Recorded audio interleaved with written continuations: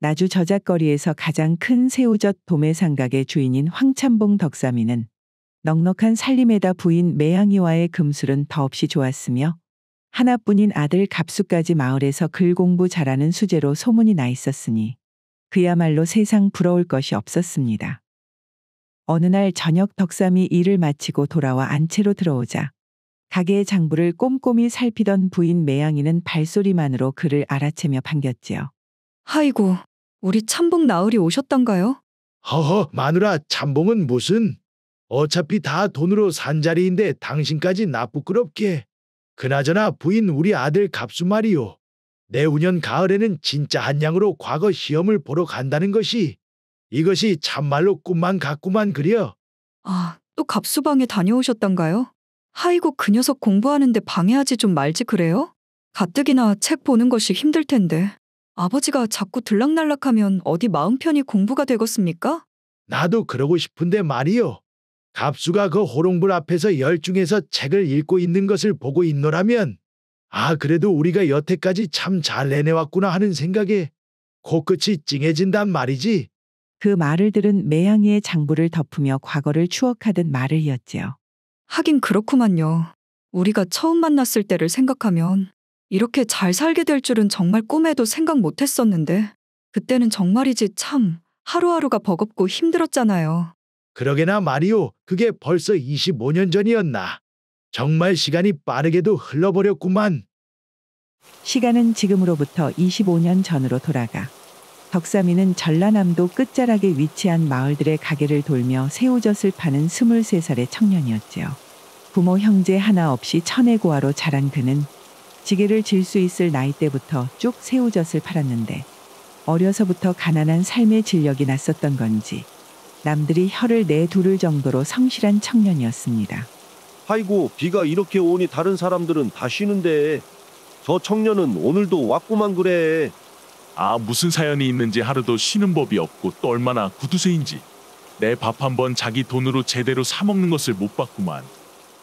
그런 덕삼이가 나주 쪽을 갈 때면 늘 들르는 주막이 하나 있었으니 그곳은 바로 매양이와 그녀의 언니인 선옥이 함께 운영하는 주막이었지요. 과부였던 언니 선옥은 수다스럽고 손이 빨라 늘 바쁘게 움직였고 언니와 제법 나이 차이가 많이 나는 동생 매양이는 화려하진 않았지만 단정한 외모의 음식 솜씨가 좋아 나주 쪽을 들르는 장꾼들 사이에서는 제법 유명했습니다. 덕삼씨 오셨구만요. 오늘은 좀 많이 파셨던가요? 올해는 사람들이 일찌감치 김장을 끝내서 그런지 생각보다 영 좋지가 않구만요. 그래서 그런데 매양씨, 오늘도 괜찮으면 그 아궁이 옆자리에서 신세 좀 지었습니다. 웜에 또 거기에서 주무실라고 그럽니까요? 어차피 오늘은 거 주막에 손님도 얼마 없는디 내 선옥이 언니한테도 잘 말해 놓을 테니까 방에서 좀 주무셔도 되는데 말이어요. 안 그래도 그 몸 쓰시는 양반이 부엌에서 자면 몸버리구만이요. 매양의 호의에도 덕삼이는 미안한 듯 고개를 내저었지요. 제가 무슨 염치로 그럽니까요? 방값도 안 드리고 방을 쓰면 내 마음이 불편해서 영참도 안 올 겁니다요. 저는 부엌이 마음도 편해서 좋구만요. 그 말을 부엌에서 듣고 있던 언니 선옥이 마당으로 들어오며 덕삼이에게 말을 건넸습니다. 아이고 덕삼이 총각. 세상에 그렇게까지 돈을 아껴서 뭘 하려고 그러는 것인가. 하여튼 그 짠돌이 정신 하나는 알아줘야 쓰겄네. 선옥이의 타박에도 덕삼이는 그저 수줍게 웃으며 아무 대꾸도 하지 않고 부엌으로 자리를 옮겼지요. 이처럼 워낙에 구두쇠였던 덕삼이는 장사가 잘 되지 않는 날이면 방값이 아까워 주막의 부엌 아궁이 옆에서 거적대기를 덮고 잤고 그 다음 날이면 숙박비로 장작을 패주고는 식은밥을 얻어먹으며 끼니를 때우기도 하였습니다. 그리고 또 어느 날은 덕삼이 나주 장터로 가기 위해 어김없이 매양이의 주막에서 하룻밤 신세를 지기 위해 들렀는데 그날따라 주막 안은 평소보다 소란스러웠지요. 바로 평소 매양이를 마음에 두고 있던 보부상 진수가 술에 취해 매양이에게 추근덕거리고 있었기 때문이었습니다. 그 작은 주모. 확시, 나랑도 한잔 하자니까 참말로. 내가 오늘 주막에서 술을 이만큼이나 팔아줬는데 나를 계속해서 혼자 마시게 할 셈이요? 하하이고 진수씨. 저는 술을 마실 줄 모르구만이요. 허허? 이 여자가 뭐가 어쩌고 어째? 확시, 야 이거사 여기가 어디요? 주막 아니여 주막? 술을 파는 주막이면 술을 마셔주는 손님이 바로 원님이자 임금이라 이 말이오. 안 되겠구만. 오늘 말이오, 내가 어떤 사람인지 내 똑똑히 보여줘야 쓰겠구만. 진수성님, 이제 그만하시지요. 그 순간 덕삼이의 낮은 목소리가 진수의 등 뒤에서 들려왔고 진수는 뒤를 돌아 덕삼이를 확인하고는 그를 비웃었습니다. 뭐시오? 이놈의 반값도 못 내는 거렁뱅이 새우젓 장수가 뭐시 어쩌고 어째? 야, 니놈 때문에 사람들이 우리 장꾼들이라면 아주 다 걸뱅이로 무시를 한다 이 말이오. 진수가 말을 마치고 다시 매양이에게 손을 뻗으려고 한순간 덕삼이 재빠르게 진수의 팔을 낚아채더니 그대로 땅바닥에 눕혀버렸습니다. 아이고야 사람 죽네. 바닥에 넘어진 진수는 순식간에 술기운이 달아나 버렸고 잠시 동안 덕삼이의 눈치를 보다 어설프게 몸을 일으키며 중얼거렸습니다. 다음에 보면 내 가만히 안 넘어갈 것이구만. 너 덕삼이놈 내가 다 기억해 뒀어 확시. 진수는 그 말과 함께 재빨리 꽁무니를 빼고 도망치듯 주막 밖으로 나가버렸고 매양이는 너무나 순식간에 벌어진 일에 깜짝 놀란 얼굴로 멍하니 서 있다가 천천히 정신을 차리고 덕삼이에게 다가왔지요. 덕삼씨 정말 고맙구만이요. 오늘 덕삼씨가 없었으면 참말로 제가 큰일 날 뻔했구만이요. 하이고 고맙기는요. 그럼 내 매양씨가 당하고 있는 것을 보고만 있겠습니까? 그나저나 매양씨 미안하지만 오늘도 아궁이 옆자리 좀 빌리겠습니다. 덕삼이는 부끄러운 듯 고개를 숙이고는 얼른 부엌으로 들어가 버렸고 매양이는 그런 덕삼이의 뒷모습을 말없이 바라보다가 이내 고개를 끄덕이며 작은 목소리로 말했지요. 오늘은 정말로 방에서 좀 주무셨으면 좋겠는데. 그날 밤 선옥이 장에서 돌아오자 매양이는 기다렸다는 듯이 선옥이에게 오늘 일어난 일을 이야기했습니다. 그러자 선옥이는 혀를 차며 말했지요. 하이고, 참말로 매양이 네 큰일 날 뻔했구만. 잠깐이라도 내 방심을 하면 이런 일이 터지니 맘 놓고 주막을 못 비우겠단 말이지. 그런데 언니거 덕삼씨 말이요. 내가 오늘 아주 다시 봤구만. 평소에는 참 조용하고 말도 없어서 있는지 없는지도 몰랐는디 오늘은 그냥 눈빛부터 달라 보이더라고. 매양이 덕삼이에 대한 이야기를 늘어놓자 선옥은 크게 끄덕이며 말을 받았습니다. 매양아, 너도 알다시피 내가 벌써 강산이 한번 변할 정도로 이 주막을 운영하면서 말이요. 장꾼이라고 하면 아주 별하별 사람들을 다 봤는디. 저 덕삼이라는 총각은 아주 진국이구만 진국. 저 친구가 무슨 사연이 있길래 저라고 악착같이 돈을 모으는지는 모르겠지만서도 워낙에 사람이 성실하지 않냐잉. 다른 장꾼들 마냥 술을 마신다거나 노름 한번 손 뗀 적 없고 말이요. 그려 나도 언니 말에 동의를 하는구만. 그런디 매양아, 네 우째 아까부터 그러고 볼이 빨개버리냐잉? 너 설마 저 덕삼이한테 마음이 있는 것 아니냐? 그 말에 매양이의 얼굴은 더욱 붉어져 고개를 돌리며 손사래를 쳤습니다. 하이고 언니는 무슨 소리를 하는 것이요. 늦었으니까 얼른 잠자리에나 드시구려. 가시나야 부끄러워하기는. 내 다른 장꾼이라면야 치를 떨지만서도 덕삼이라면 참말로 보기 드문 사람이니. 네가 진짜 마음이 있으면 나는 대찬성이구만. 그러니까 다른 사람이 채가기 전에 잘 한번 생각해봐라잉. 매양이는 선옥이의 말에 그저 미소로 화답하고 잠자리에 누웠지만 그날따라 눈만 감으면 자꾸만 덕삼이 얼굴이 떠올랐기에 도통 잠을 이룰 수 없었습니다. 하이고 진짜로 가슴이 이렇게 뛰는 것이. 내가 왜 이러는지 모르겠구만. 그날 밤을 계기로 매양이의 마음속에는 덕삼이라는 이름의 작은 씨앗이 심어져 그녀의 마음 한구석을 차지하기 시작했습니다. 덕삼이가 매양이를 위기에서 구해준 일이 있고 나서 며칠 후 나주 장터에는 아침부터 억수 같은 비가 내렸기에 주막에는 좀처럼 오가는 손님이 없었는데요.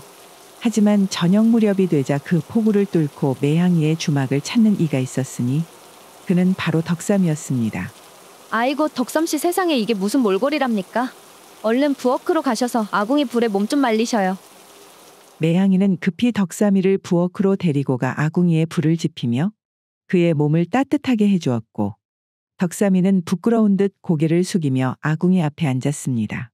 저기 덕삼씨, 다른 장꾼들은 전부 비 온다고 쉬는데 도대체 덕삼씨는 왜 이렇게까지 악착같이 돈에 집착을 하시는 겁니까요? 매양이의 질문에 덕삼이는 한참을 말없이 그저 아궁이 불을 바라보다가 조용히 입을 열었지요. 내가 말이오요. 어릴 적부터 고아로 기댈 곳 하나 없이 이런저런 힘쓰는 일을 하며 너무나 힘들고 서러운 일을 많이 겪었구만요. 그래서 혹시라도 후에 내가 장가라도 들고 아버지가 되면 내 자식들만큼은 이런 일을 시키지 않고 편히 살게 해주고 싶어서 그래서 내 이렇게 일을 하는구만요. 그 말을 들은 매양이는 마음속에서 찡하게 울리는 듯한 느낌이 들었습니다. 아이고, 덕삼 씨가 그런 생각으로 일을 하는 줄은 내 꿈에도 몰랐구만요. 참말로 거 남자는 남자구만요. 그나저나 덕삼 씨 오늘은 몸도 이렇게 젖었으니 제발 방에 들어가서 주무세요. 돈은 안 받을 테니까 말이어요. 어차피 오늘은 손님도 아무도 없으니 누구 하나 불평할 사람이 없구만요. 아닙니다요, 매양 씨. 저는 참말로 괜찮습니다요. 이렇게 비에 몸까지 젖었는데 여기서 자면 감기라도 걸릴까봐 걱정되어 그럽니다요. 괜히 우리 주막에서 머물렀다가 감기 걸렸다고 소문이라도 나면 어떡합니까? 매양 씨, 저는 참말로 괜찮습니다요. 제가 평생 혼자 살아와서 남의 도움을 받는 게 익숙하지가 않아서 그렇구만요. 남이라는 말에 매양이는 순간 마음이 찌르는 듯한 느낌이 들어 자신도 모르게 목소리를 높였습니다. 뭐시라고요? 그럼 남이 아니라 내 도움이면 어떻겠습니까요? 네? 내 도움이라니. 지금 그것이 무슨 말입니까요? 매양 씨. 내가 잘 이해가 안 되는디. 그러니까 부부 사이에는 네 거 내 거가 없으니 우리가 부부가 된다면 내가 도움을 주는 것도 남의 도움이 아니라 내 도움이 되는 것 아니겠습니까? 매양이의 갑작스러운 말에 어안이 벙벙해 아무 말을 잇지 못하는 덕삼이. 그게 지금 무슨... 영문을 몰라 어찌할 바를 모르는 덕삼이에게 매양이는 용기를 내어 몸을 날렸고 덕삼이는 행여 매양이 다치지 않을까 와락 끌어안았습니다. 그리고 매양이를 품에 안은 덕삼이의 심장이 폭발하듯 요동칠 때 그 순간을 놓치지 않고 매양이는 얼른 덕삼이의 입술위에 자신의 입술을 가만히 포개었지요. 주막 밖에는 여전히 빗소리가 요란하게 들렸지만 두 사람은 그 비소리마저 듣지 못할 만큼 서로의 마음속으로 깊이 들어가고 있었습니다. 그렇게 서로의 마음을 확인한 덕삼이와 매양이는 이후 급속도로 사이가 가까워져 마침내 이듬해 봄 혼례를 치르게 되었지요. 그 후 그동안 덕삼이가 악착같이 모아둔 돈과 그리고 매양이 주막살이를 하며 아껴 모은 돈, 거기다 언니 선옥이 보태준 돈까지 모아 나주 저작거리 한 귀퉁이에 작은 새우 도매상을 차리게 되었고 그때부터 25년이 지난 지금까지 쭉 장사를 하며 슬아의 아들 갑수 하나를 두고 이제는 남부러울 것 없는 삶을 살 수 있게 된 것이었습니다. 시간은 다시 처음으로 돌아와 매양이는 추억에 젖은 눈빛으로 덕삼이를 바라보며 말했습니다. 생각해보면 참 대단하구만요. 그렇게 그 구두쇠 새우젓 장수였던 당신이 가게를 차리고 나서 큰 돈을 벌자마자 가장 먼저 한 것이 원님께 그 참봉자리부터 산 것이니 말이어요. 뭐 어찌되었든 그 덕에 우리 갑수는 과거 시험을 준비할 수도 있게 되었으니 당신이 그 원을 이루기는 이렇구만요. 그려. 내 그것 때문에 어렸을 때부터 악착같이 돈을 모았지 않겠나. 그래서 그런지 그 녀석이 방에 앉아서 글 읽는 모습을 보면 내 밥을 안 먹어도 배가 부른 것 같다니까. 부인 매양이는 그 말에 웃으며 장부를 바라보더니 표정을 바꾸며 다시 말을 했습니다. 그나저나 당신과 사람을 봐가면서 외상을 주시라니까 좀. 그 덕철이 놈이 돈을 떼어먹고 석 달 전에 야반도주를 해버렸고 가만 보자 또 병욱이 아재한테도 벌써 5년째 돈을 못 받고 있으니 이 정도면 이 아재한테는 돈 받기 그른 거 아닙니까요? 마누라. 아무리 내가 구두쇠라지만서도 어떻게 장꾼들 상대로 외상 한 번 안 주고 가게를 꾸려나갈 수가 있겠소? 그래도 그 사람들 덕분에 우리가 이렇게 나주에서 제일 큰 도매상이 된 것 아니겠소? 웜에 곧 참복 나으리. 장가 가기 전에는 손에 침 묻히는 것도 아낄 만큼 아끼던 양반이 언제부터 그렇게 후회지셨던가요? 그래도 이제는 좀 인심을 써도 되지 않겠어? 우리가 이렇게까지 먹고 살게 되었으면 어려운 사람들 사정도 좀 봐주고 마음을 크게 먹을 줄도 알아야지. 매양이의 말에 부끄러운 듯 머리를 극적이며 대꾸를 하는 덕삼이. 그러다 덕삼이는 뭔가 생각난 듯 부인을 바라보며 말을 덧붙였습니다. 그나저나 그 병욱이 이야기가 나와서 말인데 그 친구가 이번에는 그동안 밀린 외상값을 갚으러 오겠다고 했구만 그래. 뭐시라고요? 5년 동안이나 외상값을 밀린 그 아재가 말이어요? 도대체 얼마나 갚는다고 그럽니까요? 참말로 별일이 다 있구만요. 글쎄 다음 주 한가위가 지나면 찾아오겠다는데 한번 즐거운 마음으로 느긋하게 기다려 봅시다요. 이후 시간은 한가위가 지나고 일주일 정도 흐른 어느 날. 이미 예고했던 대로 병욱이 이른 아침부터 그동안 밀린 외상값을 갚겠다며 덕삼이의 집을 찾아왔지요. 그동안 거 한두 번도 아니고 오랫동안 신세를 지게 되어서 참말로 송구했습니다요. 참복날이. 이 친구야. 자네가 그동안 조금씩 외상을 더해간 게 벌써 5년이 넘었는데 내 자네 면전에 대놓고 말하기는 그렇지만 나는 솔직히 자네에게 받을 돈은 반쯤 포기하고 있었구만 그래. 그나저나 자네 앞으로 달려있는 외상값이 그동안 다 하면 100냥 가까이는 될 터인데 이번에 얼마나 갚겠다는 것인가? 덕삼이의 물음에 병욱이는 뜻밖에도 여유로운 미소를 지으며 품속에서 주먹만한 보자기를 하나 꺼내더니 덕삼이 앞에 조심스레 내려놓았지요. 이게 뭔가 병욱이? 한번 열어보십시오. 참복나으리.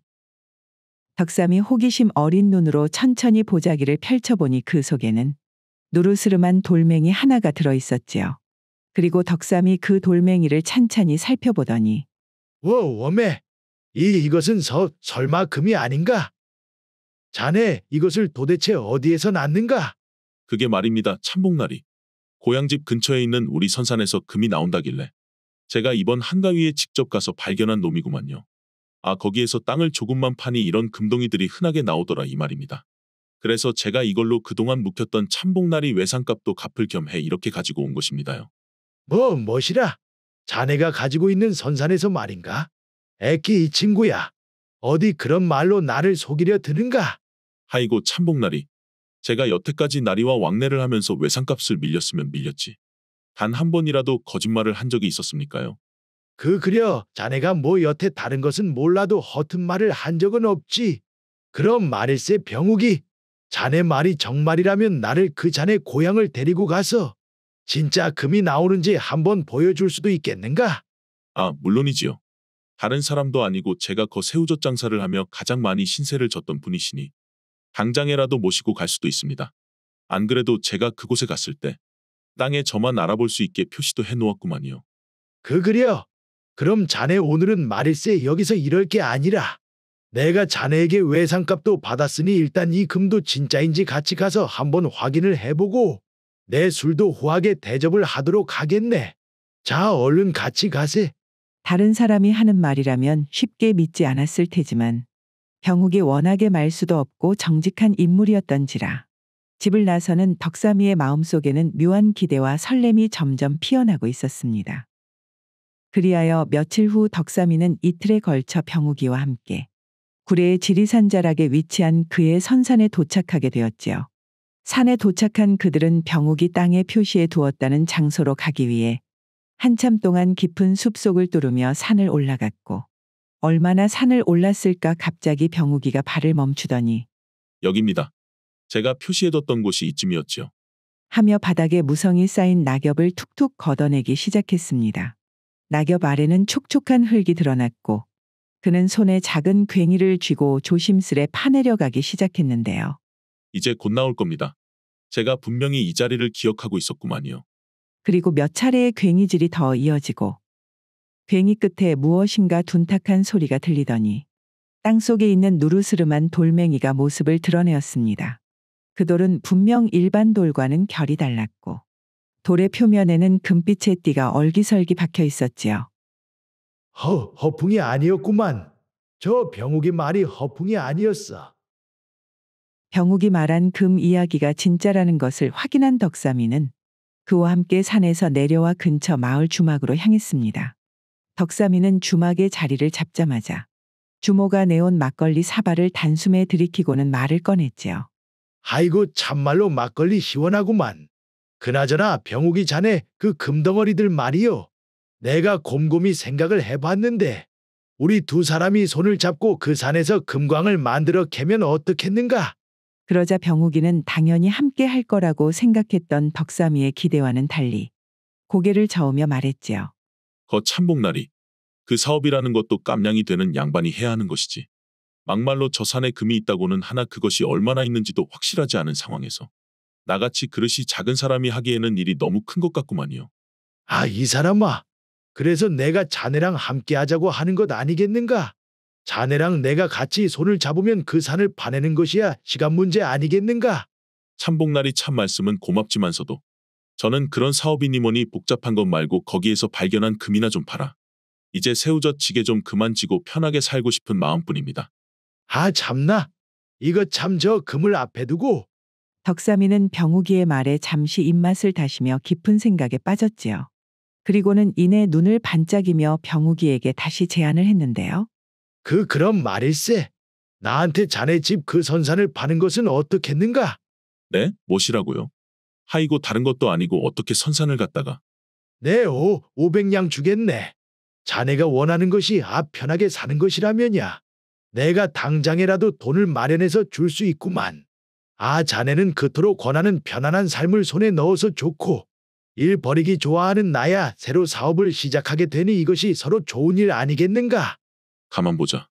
그곳에 묻혀있는 금을 생각하면 하기야 암만 금이 많이 묻혀있다고 해봐야 그것을 파내려면 돈이 있는 양반이 하는 것이 맞는 것이고. 좋습니다. 내 다른 사람도 아니고 참복날이라면 워낙에 그동안 신세진 것도 있으니 제가 팔겠습니다요. 그것이 참말인가? 허허, 정말로 고맙네 병욱이 자네. 병욱은 그저 쑥스럽게 웃으며 막걸리 잔을 들어 덕삼이와 건배를 했습니다. 두 사람은 그 자리에서 몇 잔의 막걸리를 더 나누며 앞으로 펼쳐질 일들에 대해 밤이 깊어가는 줄도 모르고 즐겁게 이야기를 하였지요. 이후 모든 일을 일사천리로 마친 덕삼이는 일주일 만에 나주 집으로 돌아왔습니다. 그리고 그날 저녁 덕삼이는 부인 매향이와 저녁 식사를 하던 도중 갑자기 상 한가운데 묵직한 보자기를 올려놓았는데요. 당신, 이것이 뭔디 식사를 하시다 말고 갑자기 상에 올려놓으신대요? 부인 매향이의 물음에 덕삼이는 미소로 대답을 하며 자신 있게 보자기를 풀었습니다. 이것이 말이요. 금이구만 금덩이. 뭐라고요? 이 양반이 어디를 가셨나 했더만 느닷없이 금이라니. 당신 일주일 동안 도대체 뭘 하고 오신 겁니까요? 덕삼이는 부인에게 신이 나서 지난 일주일 동안 있었던 일들을 술술 이야기했습니다. 병욱이를 따라 구례 선산에 간 것부터 그곳에서 금을 캐낸 것, 그리고 결국 큰 돈을 주고 그 선산을 샀다는 이야기까지 말이지요. 아니 장부를 보는 사람은 나인데 나하고는 한마디 상의도 없이 지금 산을 샀다는 말입니까요? 그것도 지금 사방팔방에 빚까지 끌어다가. 아이고 어쩌겠소. 내가 아니면 다른 사람에게 그 산이 넘어갈 수도 있는 판국에 일이 그렇게 흘러가 버렸으니 이미 엎질러진 물 아니겠는가. 그러니 너무 화내지 마시게 마누라. 하이고 엎질러진 물이라니요? 그 엎질러진 물에 우리 집안 생계까지 다 떠내려가면 그때 가서는 어쩌려고 그러십니까? 부인 우리 갑수 말이요. 내년 가을이면 과거 시험을 보러 갈 터인데 만에 하나 아니지. 분명히 그 시험에 급제를 해서 벼슬길이라도 오른다면 그때부터는 또 돈이 얼마나 들어갈지 생각이나 해봤소. 어디 이 새우젓 도매상 가지고야 그것을 감당이나 할 수 있겠냐 이 말이오. 그러니 항상 그랬듯이 이번에도 나를 좀 믿어주면 안 되겠는가? 아들 이야기가 나오자 표정이 다소 누그러지는 매향. 그럽시다 그래요. 여태 당신 하나 믿고 살아왔는데 이제 와서 뭐. 그래도 앞으로 이런 큰 결정을 하실 때는 꼭 나한테 먼저 좀 상의를 해줬으면 좋겠구만요. 덕삼이는 그제서야 안도의 미소를 지으며 매향의 손을 지그시 잡았지요. 알았네 알았어. 내 다음에는 꼭 그렇게 하겠네. 그나저나 오늘은 내가 자네를 그날처럼 다시 한번 안아봤으면 하는데 말이오. 하이고, 아주 이 나이 드시고도 아직도 주책이시구만요. 덕삼이 살며시 부인을 끌어안자 매향의 얼굴에는 마지못해 미소가 띄워졌습니다. 하지만 그 미소와는 별개로 그녀의 마음 한구석엔 이전에는 없던 걱정과 불안이 마치 무거운 돌멩이처럼 떡하니 자리 잡기 시작하였지요. 희한하게도 이런 불길한 예감이라는 것은 틀리는 법이 없듯이 매향의 마음속에 떡하니 남아있던 불안은 결국 시간이 지나며 현실이 되어 고개를 들기 시작하였습니다. 덕삼이는 자신이 융통할 수 있는 대로 빚을 더 끌어모아 장정 여럿을 고용해 선산 깊은 곳으로 데리고 가 숲속의 움막 하나를 창고 겸 숙소로 세우고는 여기구만 여기. 병욱이가 금을 캤다는 자리가 바로 이쯤일세. 일단은 이 근처에 동굴이 있으니 그곳부터 한번 봐보기로 하세. 이후 비가 오나 눈이 오나 매일같이 현장을 지킨 덕삼이 어느새 시간은 반년이나 흘러버렸고 그동안 금이라고 나온 것은 병욱이 처음 보여줬던 것과 비슷한 조그만 금덩이 2개, 그것이 전부였습니다. 이보게, 혹시 다른 자리를 다시 봐보는 게 어떻겠는가? 이 근처 골짜기는 아직 손도 못 댔자는가? 참복나으리, 저희도 다 경험이라는 것이 있는데 이 산속에 더 파봐야 뭐가 나올지 이제 장담을 못하겠습니다. 저희들은 오늘부로 철수하겠습니다요. 그 말 앞에서 덕삼이는 아무 말도 하지 못한 채 동굴 입구에 혼자 남아 그저 손에 쥐고 있던 조그마한 금덩이만을 하염없이 바라보았습니다. 그리고 그제서야 덕삼이의 머릿속에 반년 전 매양이 했던 말이 떠올랐지요. 그 엎질러진 물에 우리 집안 생계까지 다 떠내려가면 어쩌려고 그러십니까? 일이 이렇게까지 되자 무엇인가 수상함을 느낀 덕삼이 그는 혹시나 하는 마음에 병욱이의 집을 찾았는데요. 산에서 내려와 한나절을 더 걸어 병욱이 살고 있는 마을에 도착을 했을 때 그의 눈앞에 펼쳐진 것은 한참 전부터 비어버린 듯한 허름한 초가집뿐이었지요. 설마 이것이? 아니요. 그 친구가 그럴 친구가 아닌데 도대체 이것이?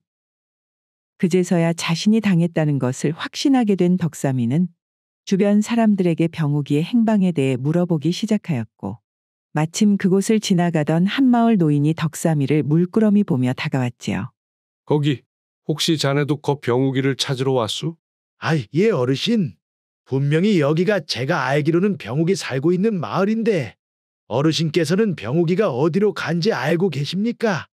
헉, 병욱이라면 이미 반년 전에 살림살이를 죄다 챙겨서 야반도주를 해버려. 이 마을에서도 어디로 간지 알고 있는 사람이 아무도 없구만. 뭐시라고요? 웜의 어르신, 그것이 참말입니까?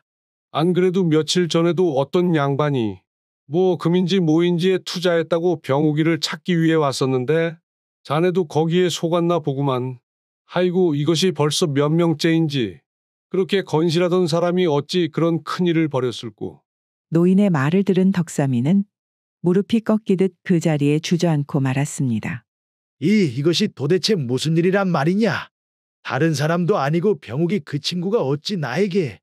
이미 굴을 파느라 지은 빚은 눈덩이처럼 불어나 있었고 그 돈을 빌리느라 담보로 잡힌 집과 새우젓 도매상 가게 그리고 그나마 가지고 있었던 땅들마저 전부 다 사라지게 된 덕삼이 결국 그의 손에는 그렇게 꿈꾸던 황금 대신 아무 쓸모가 없는 텅 빈 산 하나만 덩그러니 남은 채 그는 순식간에 완전히 빈 털털이 신세가 되어버렸지요. 나주에서 모든 삶의 터전을 잃어버린 덕삼이 가족. 그리하여 그들은 어쩔 수 없이 금을 찾겠다며 산에 지었던 동굴 앞에 창고용 움막으로 보금자리를 옮겼습니다. 그곳에서 이전 덕삼이의 가족의 단란했던 모습은 온데간데 없이 사라지고 오직 침울한 공기만이 움막 안을 가득 메우고 있었지요. 그리고 움막으로 이사를 한 지 일주일 정도 흐른 어느 날 아침 덕삼이의 아들 갑수가 평소보다 일찍 일어나 바삐 몸을 챙기고 나섰습니다. 갑수야, 너 이 일은 아침부터 무슨 일이 있는 것이냐? 아버지, 저 일을 좀 하러 다녀오겠습니다. 아들 갑수의 말에 덕삼이는 깜짝 놀라 그를 붙잡았지요. 이 일이라니 갑수야. 네 지금 무슨 소리를 하는 것이냐? 과거 시험이 1년 정도밖에 남지 않은 이 시점에서 네가 일을 하다니? 엊그제 구례 읍내를 지나가다가 대목장에서 나무썰 인부를 구한다기에 제가 그곳에서 일을 한번 배워보기로 했습니다요. 담담한 표정으로 꺼내는 아들 갑수의 말에 덕삼이는 순간 가슴이 철렁 내려앉았습니다. 뭐시라고? 아니요. 다른 것은 몰라도 그것은 안 된다, 갑수야. 네가 왜 나가서 그런 일을? 아버지 과거 공부도 물론 좋지만서도 지금은 우리가 굶어 죽게 생길지도 모르는 판국에 그런 것을 따질 때가 아니지 않습니까요? 그동안은 아버지께서 죽기 살기로 집안을 키워오셨던 것처럼 이제는 저 역시 나서야 할 때가 된 것 같습니다요. 그러면 다녀오겠습니다, 아버지. 그렇게 말을 마친 갑수는 산길을 내려 구례 읍내로 향했고 덕삼이는 그 뒷모습을 하염없이 바라보았습니다. 아이고, 내가 도대체 무슨 짓을 한 것인가? 내 절대로 자식에게는 힘든 일을 시키지 않겠다고 다짐했건만 그저 돈에 눈이 멀어 잘못된 선택으로 자식을 이 지경까지 내몰았구만. 덕삼이의 눈에서는 하염없이 후회의 눈물이 흘렀지만 이미 모든 것은 늦어버린 후였지요. 그는 갑수가 떠난 산길을 한참 동안 바라보다 깊은 한숨을 내쉬며 몸을 돌렸고 순간 그의 눈에 움막 너머로 방치된 채 버려진 금광 동굴이 들어왔지요. 덕삼이는 한동안 멍하니 동굴 입구를 바라보다가 홀린 듯 한 걸음 한 걸음 천천히 동굴 안으로 들어섰습니다. 그래, 내 더 이상 가족들을 볼 면목이 없구만. 이렇게 아무도 나를 찾지 못하는 곳에서 조용히 가는 것도. 한 발 한 발 무거운 마음으로 어두운 동굴 속에 발을 내디는 덕삼이. 밖은 아직 한여름의 뜨거운 날씨에도 불구하고 동굴 안은 마치 깊은 겨울처럼 차갑고 싸늘했는데요. 모든 것을 포기한 채로 얼마나 동굴 안을 걸었을까. 순간 덕삼이는 눈앞에 믿지 못할 광경을 마주했지요. 아니? 이것이 어찌 지금 여기에 있단 말인가? 어두운 동굴 안 희미한 빛 줄기 안에서 전혀 예상치 못한 뜻밖의 물건이 반짝이며 그의 시선을 끌었습니다. 이후 한밤중이 되어서야 덕삼이는 천천히 움막으로 돌아왔습니다. 움막의 입구에서는 안절부절 못하며 그를 기다리던 매향이 덕삼이를 보자마자 급히 달려나왔지요. 아이고 당신. 도대체 어디를 그렇게 다녀오셨던가요? 무슨 큰일이라도 난 줄 알고 내가 얼마나 걱정을 했다고요. 매향이 걱정에 가득 찬 목소리로 물으며 남편의 얼굴을 살폈지요. 하지만 그런 매향이의 앞에 선 덕삼이의 얼굴은 아침에 모든 것을 포기한 채 움막을 나설 때와는 완전히 달라져 있었습니다. 그의 눈빛은 무언가 희망을 발견한 듯이 밝게 빛을 발하고 있었지요. 그때 때마침 갑수가 일을 마치고 움막으로 돌아오자. 갑수야, 너가 평생 거 힘쓰는 일은 해보지도 않았을 텐데 일은 좀 할만하더냐? 아이고 아버지. 말씀대로 제가 일에 익숙하지 않아서 그런지 아주 온몸이 비명을 지르고 있습니다요. 그래도 오늘 하루 일을 해보니 아버지가 얼마나 대단한 분이셨는지 새삼 다시 깨닫게 되었습니다요. 허허, 그래 갑수야, 네가 그리 말해주니 참말로 고맙구나. 그나저나 말이다. 내 너에게 한 가지 부탁이 있는데 말이요. 아버지 부탁이라니 갑자기 무슨 말씀이세요? 내일부터 일을 마치고 돌아올 때마다 그 목장에서 나오는 톱밥이랑 볏짚 같은 것들이 있으면 좀 챙겨서 나에게 줄 수 있겠느냐? 아버지의 갑작스러운 부탁에 갑수는 의아한 표정을 지으며 고개를 갸웃했지요. 네? 톱밥이랑 볏짚이요? 어차피 쓰고 버리는 것들을 가져다 드리는 것이야 문제 없을 것 같은데 갑자기 왜 그런 것들을 챙기시는 겁니까 아버지? 허허, 내 다 쓸 곳이 있어서 그러니 지금 당장은 묻지 말고 부탁 좀 하자꾸나. 나중에 때가 되면 다 알게 될 것이야. 알겠습니다요 아버지. 내일부터 제가 한번 챙겨와 보도록 하겠습니다. 덕삼이는 그런 아들의 모습을 보며 흐뭇하게 고개를 끄덕인 뒤 이윽고 부인을 보며 따뜻한 목소리로 말을 이었습니다. 그리고 부인, 지금은 내가 생각하는 것이 잘 될지 안 될지 모르겠지만서도 나만 믿고 오늘부터 딱 1년만 한번 참고 견뎌봅시다. 내년 여름이 되면 뭔가 좋은 소식이 있을지도 모르니. 아이고, 이 양반이 또 무슨 일을 꾸미시려고. 알았구만요. 이제는 뭐 여기서 돈을 빌려서 일을 벌일 수 있는 것도 아니고 그렇다고 더 떨어질 곳이 있는 것도 아니고 내 여태 당신 하나 믿고 살아왔는디 한 번 더 믿어본다고 어디 믿지는 일이라도 있겠습니까? 덕삼이는 그렇게 말해주는 부인의 손을 꼭 잡으며 고마움과 미안함이 섞인 눈빛을 보냈습니다. 그날 밤 덕삼이 가족은 오랜만에 다시 한번 서로의 마음을 다잡으며 따뜻한 시간을 보냈지요. 이후 가을이 깊어지고 찬바람이 불기 시작하자 산속 움막에서의 생활은 더욱 팍팍해졌고 덕삼이는 어떻게든 다가오는 겨울을 이겨내기 위해 나주로 가서 그동안 거래를 했었던 장꾼들을 찾아가 도움을 청하였습니다. 아이고 참복나리. 참말로 이것이 무슨 일입니까요? 아내가 참말로 이런 일로 자네 앞에 서게 될 줄을 몰랐구만. 그래서 그런데 혹시 말이요. 조금이라도 좋으니 돈을 좀 빌릴 수 있겠는가?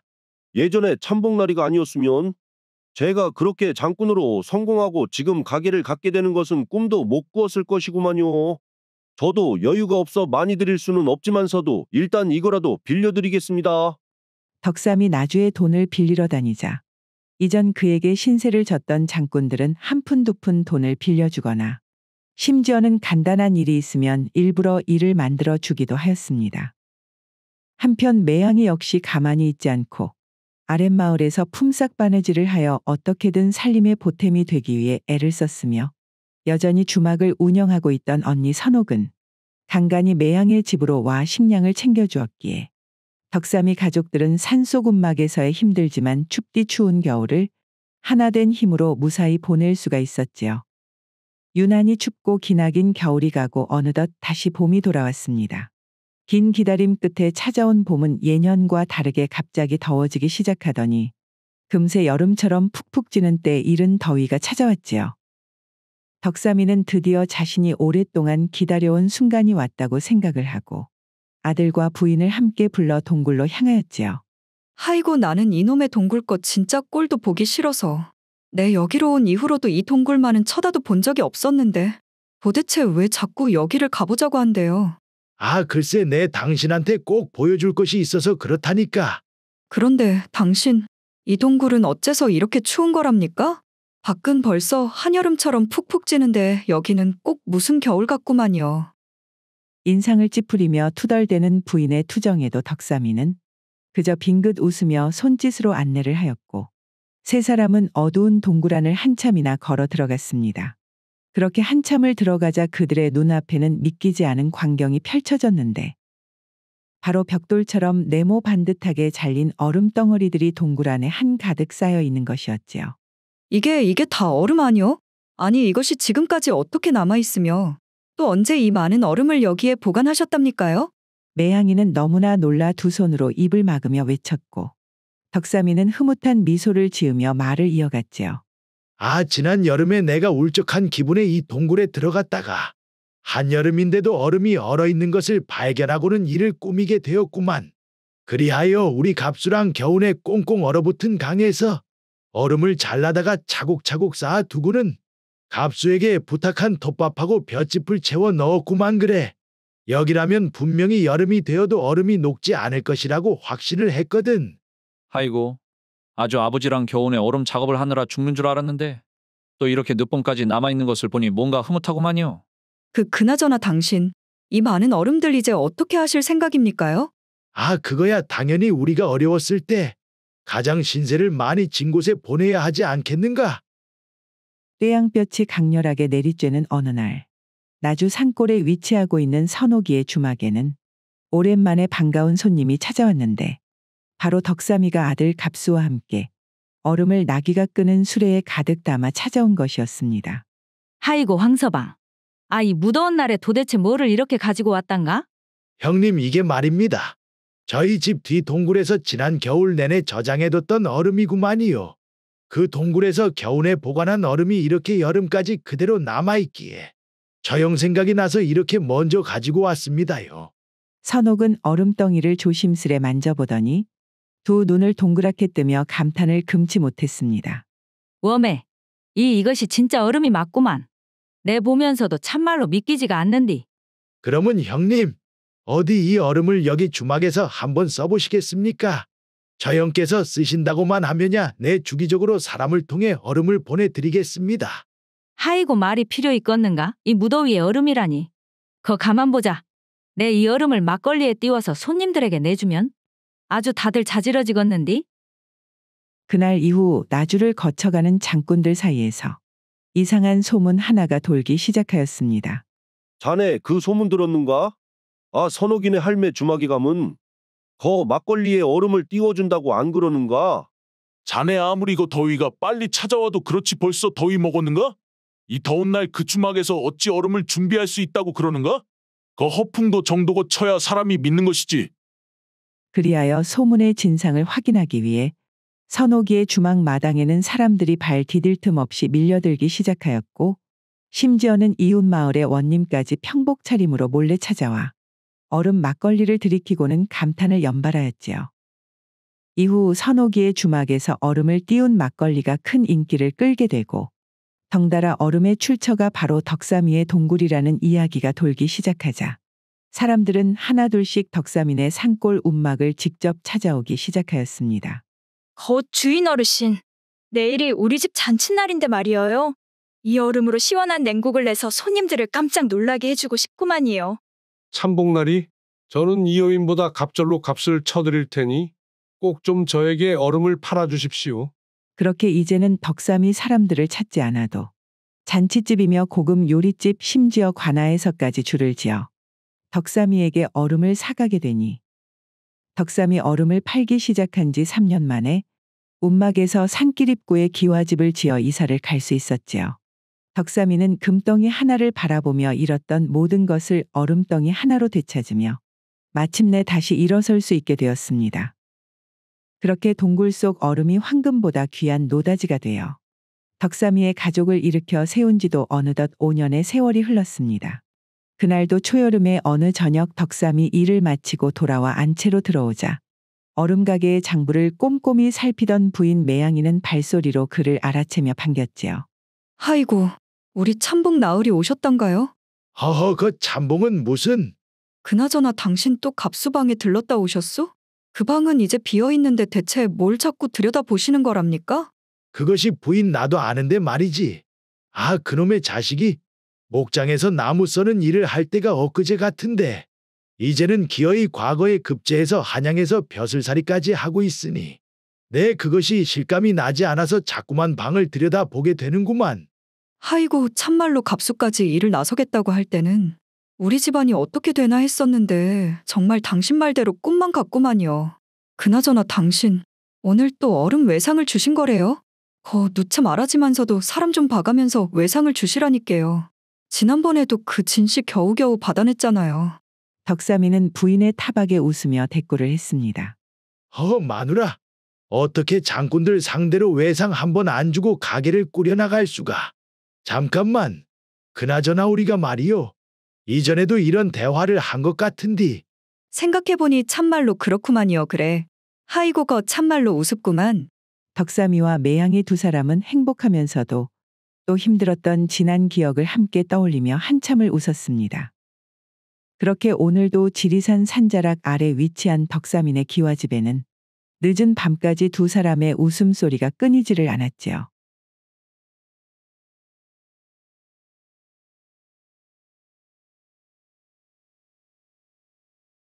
오늘의 고전여행 이야기는 이것으로 마치겠습니다. 오늘도 부족하지만 긴 영상 봐주신 여러분들께 감사드리며 항상 가정의 평안이 깃들기를 바라겠습니다. 그럼 저는 다음 영상으로 다시 찾아뵙겠습니다. 감사합니다.